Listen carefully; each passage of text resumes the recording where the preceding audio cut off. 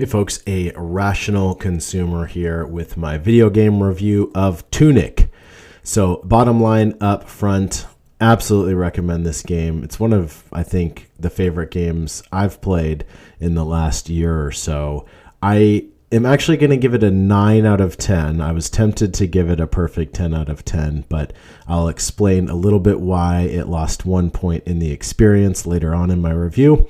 But TUNIC is a game that you can play on the PC or Xbox. It comes for free with an Xbox Game Pass subscription. And they actually, I think, recently released a physical version too, which I'm sure is gorgeous. Everything that went into this game seems to have been done with meticulous care, and the physical version, it looks like, is no exception to that. The product looked really great. So I will dive into my review. I will give one caveat, though. The gameplay footage that I have from my playthrough is from pretty late in the game. So if you want to avoid all spoilers, then just minimize the window or look away or something, because the gameplay does come from late in the game. With that said, let's dive into the review. So for quality, it gets a 3 out of 3. As I just alluded to, the amount of care that went into crafting this game really is outstanding. The sound is amazing. The score and the music is great.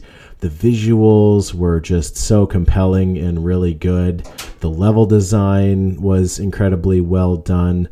The in-game manual just is so cool. Everything that I came across in this game just sparked some little bit of awe, and I could tell that it was just crafted with a ton of care and love. So absolutely sets the bar for quality here.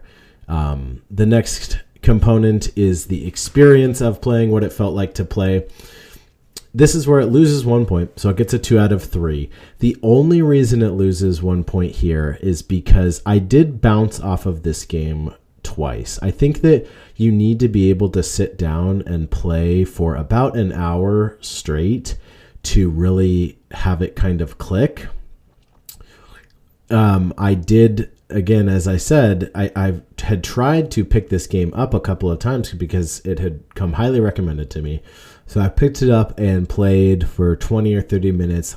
I just didn't really find it clicking. The combat, there wasn't that much combat, and I didn't have much sense of direction. And that happened again. So I kind of set it down, came back, went away from it, came back maybe a few months later, and felt the same way. Played about 20 minutes, didn't really find it clicked, set it down, took a few months, came back to it, and once I played for about an hour, essentially I got to the first boss and saw how the combat was a little bit more Souls-like and a little bit more skill required for the combat. It really clicked for me.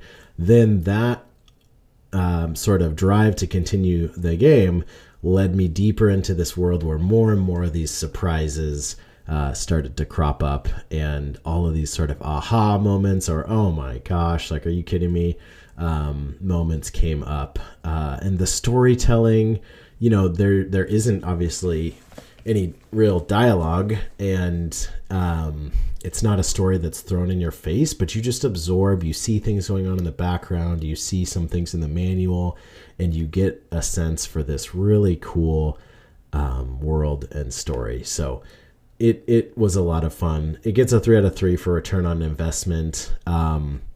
You can determine, I think, how much time you spend playing this game. It could take you a long time if you didn't look anything up and got no outside help, or I'm sure if you followed a guide straight through, it probably wouldn't take you that long. I recommend, and what my approach was, to try to figure stuff out on your own, try to figure out where to go.